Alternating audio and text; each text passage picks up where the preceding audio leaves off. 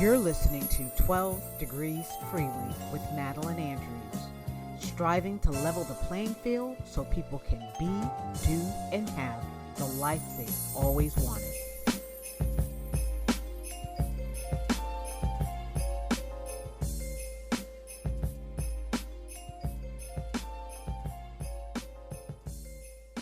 Hi, Madeline Andrews here, also known as the Energy Diva.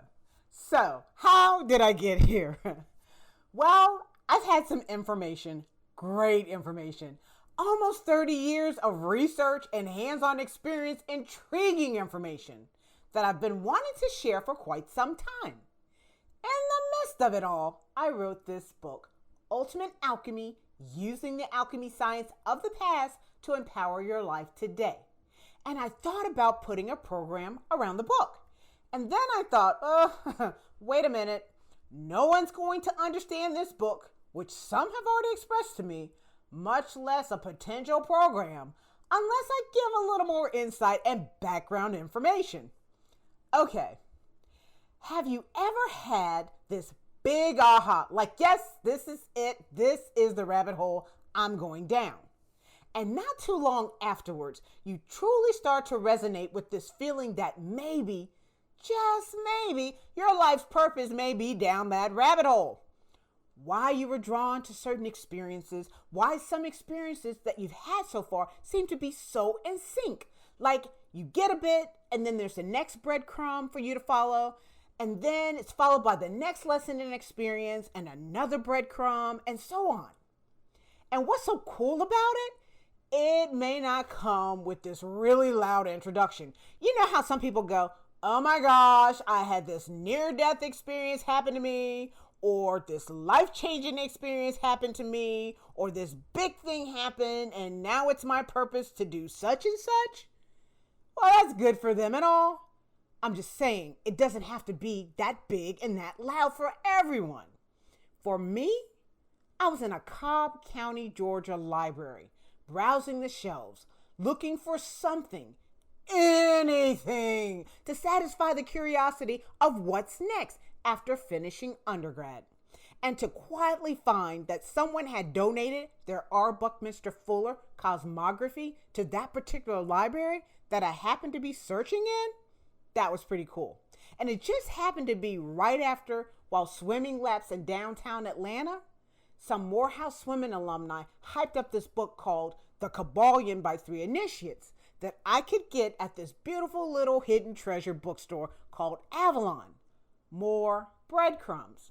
And looking back, early 20s, I think this book, Cosmography by Fuller, was like this open blueprint and guide map to assist me with figuring it out. Well, somewhat figuring it out, while I was still trying to find the sound of my own voice. Because let's face it, how many of us can distinguish our own voices versus the voices of our parents, teachers, coaches, and other influential people in our lives? And while their intent was, for the most part, simply to educate and assist, it was saturated and tainted with their own beliefs, points of views, and definitions. But my dears, there's something about reading or hearing a resounding truth that shakes the very fiber of your being when you hear it. It's like, yeah, give me more of that. And when I read from that book, the dark ages still reign over humanity, and that this dark age prison doesn't have steel bars, chains, or lock, but instead is locked by misorientation and built of misinformation. And I tell you what, I sat up straight in my chair. I was like, okay, go on. And then when I read, and because humanity is caught up in the conditioned reflexes and driven by human ego, both the warden and the prisoner attempt to compete with God because they are skeptical of what they don't understand. I found myself smiling and shaking my head in agreement, because at that time, I was entertaining going to seminary. But it wasn't because I wanted to be clergy or a minister or was called. No. I had heard so many conflicting statements and contradictions. I felt like, you know what? I can go there, find out the truth. The truth's going to be like this little box. And I'll be like, ha ha, I have the truth. Silly me. Later on, I'd learn the law of relative truth, which states that everything is true in one sense, false in one sense, and meaningless in another. And it's all relative to one's worldview. And that the law of pragmatism states if it works, then it is true. Thanks, Bill Whitcomb and the Magician's Companion. And I ended up getting a ministerial license, but that was almost 20 years later. But I didn't go down that particular rabbit hole at the time. And finally, when I read from Cosmography, we'll continue to stay in the Dark Ages because of the way that we have been conditioned to think. I thought, yep, sign me up for two. Someone had put in words what my body already sensed, and I knew I needed more. I had to find out more. It was metaphysics, and I needed to find out more about it and what it could do to help me serve purpose and, make my mark on the world, leave it in a better place than when I came here. So fast forward to today, where I dive into today's topic, 12 degrees of freedom, another concept Fuller brought into the spotlight, and we're going to explore it in just a little bit. But here you are. You honestly believe that you're hearing the sound of your own voice. You're finally at a point where you feel you've cut the umbilical cord on your mother's voice, and your own voice is in alignment with your choices and where you're trying to go. But you're like, oh gosh, I'm stuck. I'm stuck on this job because of the hiring situation with this pandemic, or having to take a job I have 0% passion for just to make ends meet, or it just doesn't line up with my vision, or I'm stuck in this dead-end relationship, or I'm not where I want to be and not where I need to be, whatever the situation is. And that's where the teachings of 12 degrees freedom, explained by Fuller, come in. Now, nature recognizes and understands certain laws. And here's my 2 cents. Remember, God makes laws, man makes rules. But nature recognizes that it's a closed system, meaning she is adequate to herself and she's regenerative to herself. And any closed system coordinates in 12 degrees of freedom, which breaks down equally into 6 positive and 6 negative. All that to say, good news, you're not stuck. Because of the way you've been conditioned to think, you may think that you are, but nature is proof that you're not. So let's dive into that a little bit further. Okay, Fuller explains all 12 of the degrees of freedom concepts in his book Cosmography and Synergetics. But I'm only focusing on a few which I really think will help you in this episode, in episode 6, which talks about motion and action, and in episode 9, which walks you through ultimate alchemy. So the concepts I'm focusing on are expanding and contracting, axial rotation, and inside-outing. And inside-outing is a pretty cool concept that I walk you through in episode 9 and 10, the meditation. So let's start with expanding and contracting. Just like Alice in Wonderland, it's a matter of knowing when you need to expand to open up consciously to more possibilities, as well as when there are too many variables to entertain, so you're going to have to shrink down so as to fit into the scenario without causing too much attention. But it's not physical, it's energetic. Now, if you're safely able, not driving a car or operating heavy machinery, close your eyes and feel yourself expanding. Feel yourself getting bigger, bigger, bigger, bigger, bigger. Feel that? Open your eyes. Cool, huh? Now close your eyes again and feel yourself shrinking. Shrinking, shrinking, shrinking, almost to the point of the head on a pin. Now open your eyes again, Alice. Gotta be strategic when you're using either expansion or contraction.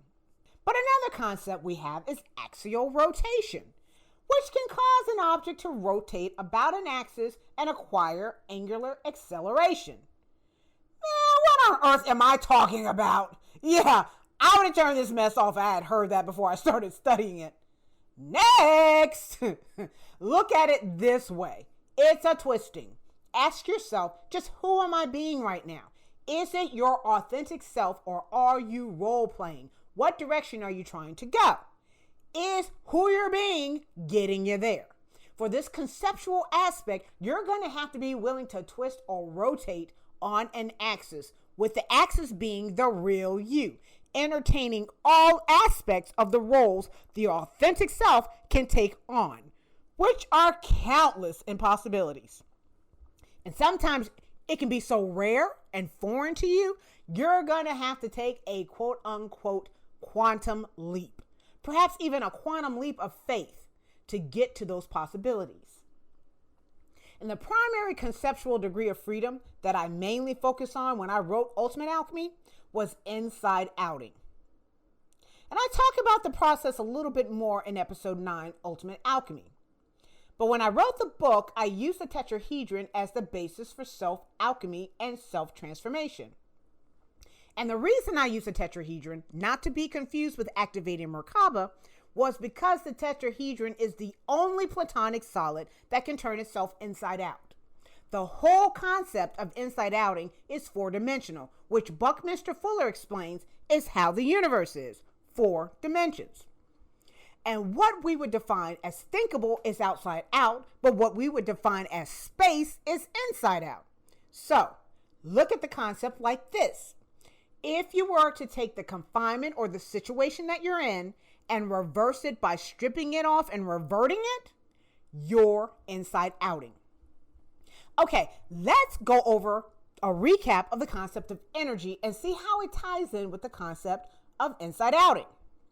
We know that everything is energy, and energy is the result of vibration. Everything moves, everything vibrates. Everything in the universe is made out of vibrant, unique motions and transformative substances, which was eventually labeled energy. Okay, let's go over a recap of the concept of energy and see how it ties in with the concept of inside-outing. We know that everything is energy, and that energy is the result of vibration. Everything moves, everything vibrates. Everything in the universe is made out of vibrant, unique motions and transformative substance, which was eventually labeled energy.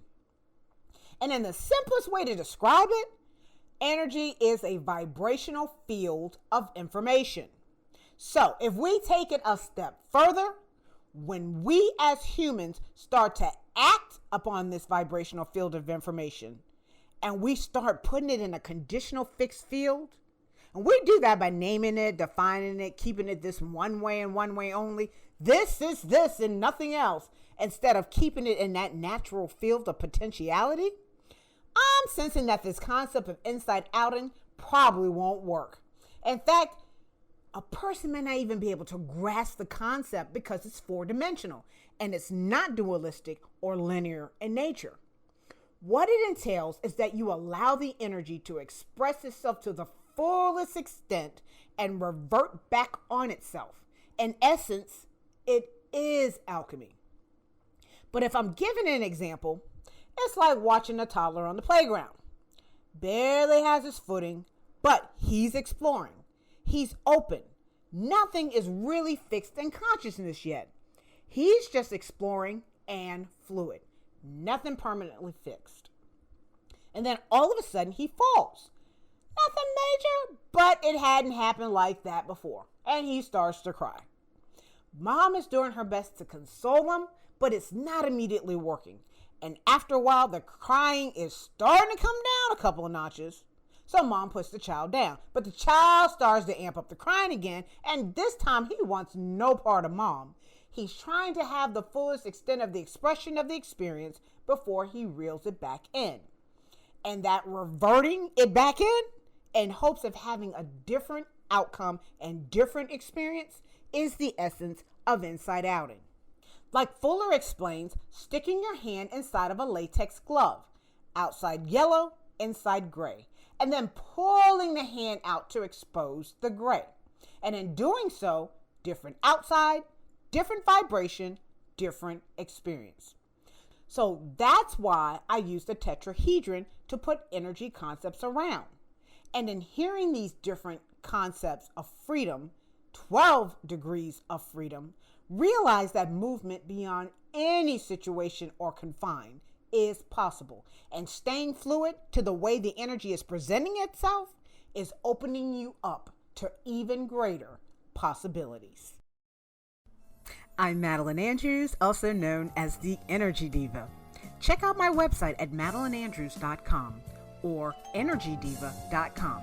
That's INNERGDIVA.com, or 12 Degrees Freedom, the number 12, the 2 words degrees, freedom spelled out.com. There you can find my products, services, programs, my email list, and social media links. And always remember, the greatest gift God ever gave us was the gift of mind, not the brain. Give yourself the great gift by tapping into universal mind and open yourself up to the possibilities.